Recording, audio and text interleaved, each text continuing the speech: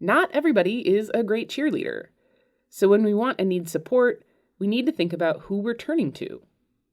Ideally, we only reach out to the list of folks we know will actively engage. And sometimes that may not be a very long list. But having even one person we know will cheerlead the shit out of our enthusiasm can make a tremendous impact. Welcome to Settling is Bullshit, a sweary podcast about claiming your joy. If you are craving healthier boundaries, a greater sense of purpose, or an increased capacity to feel at ease in your own skin, then you are in the right place, my friend. I'm your host, Kate Blauk, joy activist and life coach to smart and sensitive humans. I'm here to offer you practical tools and playful encouragement to step forward and be your most awesome self. My hope is that each episode will leave you feeling a bit more empowered to make brave choices and claim your joy. Hello, my dear. I am super excited to be sharing a blog episode with you today, meaning that after this little intro chitty chat, I'm going to be reading a post that I wrote for my website. It's been a while. I've been working on a lot of cool coaching stuff. Reminder, for all of this summer, you can book a $75 sample coaching session with me. We'll hang out for an hour, talk about something that's on your mind. You'll get a taste of what coaching is like. It'll be super cool. And if you're not totally ready to book that, you can also book a free 30-minute conversation where we'll just chit-chat about like what coaching is. But this post comes from some of the content I covered when I was acquiring my certificate in applied positive psychology as part of my coach training. And it's a really cool tool for really just thinking about like the ways that we interact with the people we care about. That's a big theme here on this podcast, because it can be so easy to fall into patterns of communication, patterns of thinking, patterns of behavior. And the more conscious awareness and intention we can bring to all of those things, the more awesome we can be to ourselves and to the people we love. So I wrote this one out because this is more of a teaching concept, and I am a visual learner, and being able to read such things is very helpful to me. But some of y'all just want to listen to me talk to you, and so I'm recording this fun little prefatory material, so you're getting a little treat snack. But you can also listen to me sort of talk you through the concept and then visit the post on the website if you do want to see the visual and read through the idea. So as a little prefatory preface, if you are excited about something in your life today, I want you to know that I care and I'm excited and I would love to hear about it. Like, you can message me on socials. You can shoot me an email, kate@settlingisbullshit.com. That's Kate with a C. Or find some other smoke signal-y way to let me know what is going on. And what I'm going to do is be like, oh my God, that's fucking cool. Tell me more. There you go. That's the TLDR version of what you're about to listen to. That's what active constructive responding is. But hopefully you want a little bit more detail and you'll keep listening and continue to be awesome, my love. I hope you have a beautiful day and know that I am rooting for you.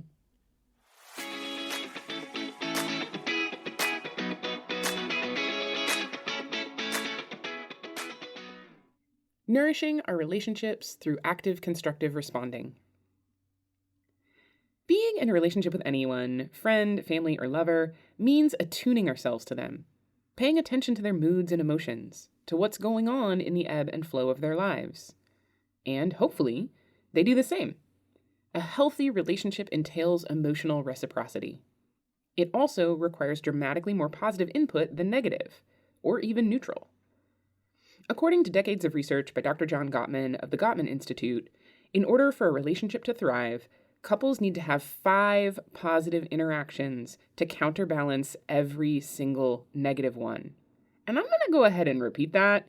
In order for a relationship to thrive, couples need to have 5 positive interactions to counterbalance every single negative one. When this 5-to-1 ratio gets out of balance, it can spell disaster for the relationship. Additionally, a key predictor of relationship success over the long term isn't how people respond when things are bad. It's actually how they respond when things are good. So it's not just a matter of being able to comfort our loved ones when they're down, adding positive to the negative. It's about ensuring that we also offer encouragement and support when they're up, adding positive to the positive. While it's tremendously important for each of us to have support when things are rough, we also need support when things are awesome. We need people in our lives who we can call to share our exciting news and know that they are going to celebrate the shit out of us. Even if it's not necessarily something big and amazing we're excited about, we still need our loved ones to share our enthusiasm, to respond in ways that tell us they care. And sometimes it helps to have a model. So I wanted to share a tool for what it can look like to amplify positivity in our communications. Active Constructive Responding, ACR, is a framework for how we can actively communicate encouragement and support. It's a useful tool/concept to help all of us show up as better friends, lovers, and general cheerleaders. It provides a clear pathway for nourishing our relationships through our everyday communications. Active Constructive Responding.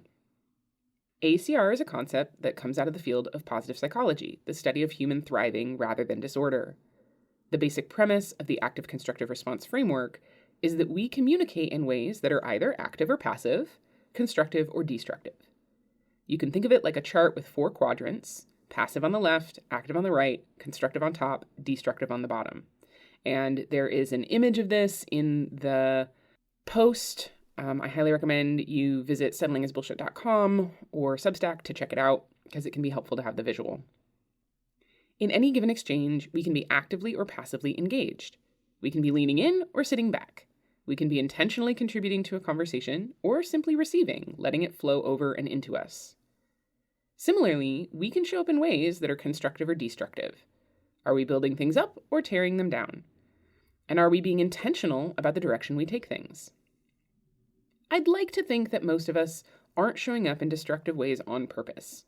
But what ACR framework reveals is that sometimes negative, unsupportive communication can show up in sneaky, unintentional ways. I touched on this a bit in my post about cheerleading our loved ones, and there's a link in the show notes. While we may intend to be supportive, there are a number of ways we can accidentally shit on people's parades, i.e., bring negativity to their positive bids for connection. Looking at this through the ACR framework, we can see that some form of parade shitting happens in 3 of the quadrants, just in different, sometimes subtle ways. So here's what ACR looks like in conversation. Let's walk through a scenario to help illustrate how easily we can fall into patterns of negative communication. It happens to all of us, and there's so much social conditioning to blame.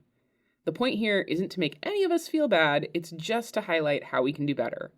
And I am super including myself in this, y'all. I still don't have this down perfectly. And I don't think I ever will. I'm ad-libbing a little bit but this is just all an invitation, hey, let's sort of bring this into our conscious awareness so we can do better more of the time. We're never gonna get all of this perfectly. So, to keep it light and support all of us in being kind to ourselves around this, let's make you the protagonist here and a coworker the potential parade shitter. I invite us all to mentally swap out details and find places of identification. In this little communication fable, let's imagine you just got approval to work on a side project that you are super excited about. It's a bit experimental and something you haven't done before, i.e., something potentially vulnerable. But you are jazzed about the possibilities it opens up. Fresh off the meeting with your boss, you run into your coworker Jordan at the water cooler. Or, more likely, you hop directly into your next Zoom meeting and Jordan is already logged in. Riding the high of your enthusiasm around the new opportunity, you share with Jordan, "I just got approval to work on the Rainbow Sprocket project! This is gonna be so cool!" Now, Jordan can respond in ways that are active or passive, constructive or destructive. Passive, destructive. Withdrawal.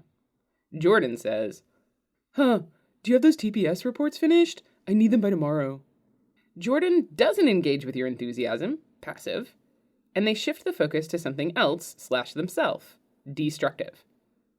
This is subtle parade shitting in action. It's a withdrawal from your offer of conversational content, a redirection away from what you brought to the table and onto something else. It communicates that they don't want to talk about your topic, and you're left guessing as to why. Usually, our brains will fill in all sorts of stories about why. Jordan is judging me, Jordan doesn't believe in me, Jordan doesn't like me, etc. This does not feel good. Jordan could also respond with an active destructive response, i.e., an attack. I can't believe they're actually going to let you do that. It's a total long shot in terms of getting an actual return on an investment, and I'll have to pick up your slack. Do you have any idea how much harder this is going to make things for me? Yikes! Jordan hears you and responds, active, but they overtly shit on your parade and make it entirely about them, destructive. Well, in this case, they acknowledge they heard you, they use your content against you, attacking your enthusiasm and undermining your confidence. It feels awful. This time, you don't have to make up any stories because Jordan outright told you all the icky things that they were thinking. Alternatively, Jordan could respond with a passive constructive response. This looks like apathy. Oh, cool. Good for you. And then there's a long pause while they look at paperwork or fiddle with something. Now, this is the subtly demoralizing response. Jordan sort of engages with what you said, but only at a bare minimum, passive. And they offer at least a superficially positive response, constructive. However, the low energy and lack of engagement can come across as apathy, which ultimately has a negative impact rather than a positive one. While Jordan did, on some level, hear you, they failed to participate. You made an offer, and they sniffed it, then turned up their nose. There may be all sorts of reasons for this. Apathy often shows up in our daily communications when we let our own preoccupations overshadow what's going on around us. Jordan might be worried about the presentation they are about to give. They might have a stomachache. They could have just gotten some bad news they are processing. Nevertheless, regardless of the reasons for it, this kind of response communicates a lack of interest, and it can be soul-crushing in closer relationships. Finally, Jordan could respond with an active, constructive response, i.e., engagement. Hell yeah! That's awesome! I know you've been wanting to work on that for a while. What's your first step? Yay! Jordan gives a shit! They acknowledge your enthusiasm, active, and both mirror it and ask questions to further engage, constructive. This is the magic sauce, y'all. This is cheerleading in action. Jordan both hears you and adds something to what you brought to the table through affirmation and curiosity. This is a conversational yes and in action. Not only did Jordan hear you, they remembered that this is something you've talked about before and acknowledged its importance to you. Then they leaned in by asking a question, signaling that they care about your enthusiasm. This curiosity helps to amplify your positive energy by creating space for it to expand into. It becomes an active conversation about your enthusiasm, which feels great. You get to keep riding your excitement, which in turn amplifies your creative thinking and self-belief. Yay! Gathering your cheerleaders. Again, I feel like in some ways this should all seem incredibly obvious, and maybe it does, but we can all use reminders of this shit from time to time. It's really easy to fall into patterns and our own tunnel vision when it comes to our day-to-day interactions. We get distracted and preoccupied. We forget to listen deeply. So, when someone we love does it to us, it's important to offer some grace and assume they mean well. But we can also get really intentional about practicing active constructive responding ourselves. We can be the change we want to see in the world and in our interpersonal relationships. And we can pay better attention to who does it for us in return. Not everybody is a great cheerleader. So when we want and need support, we need to think about who we're turning to. Ideally, we only reach out to the list of folks we know will actively engage. And sometimes that may not be a very long list. But having even one person we know will cheerlead the shit out of our enthusiasm can make a tremendous impact. Let's gather our cheerleaders, my loves. Make a literal list and stick it to your wall or your mirror or your altar. And whether you have my phone number or not, put me on it. I believe in you. Think about the people in your life who will lift you up, not just when you're feeling down, but also when you're feeling good. Who shows up for you and believes in you when you can't muster it for yourself? Who always knows how to make you smile? Who can hold space for your feelings? Who feels like a safe harbor with a lighthouse to bring you home? Who are the friends and loved ones who will help toss you into that triple backflip of badassery? Who will form the base of the pyramid of your dreams? Those are your cheerleaders. And when things are rough or things are awesome, they are the people to turn to. It's not the size of the list that matters, but the sincerity of the people on it. Life is a team effort, y'all. And the cool thing is that we do actually get to pick our teams. Thank you so much for listening. If you enjoyed this episode, please help me grow the podcast by subscribing, leaving a review, and sharing it with anyone you think would benefit from hearing it too.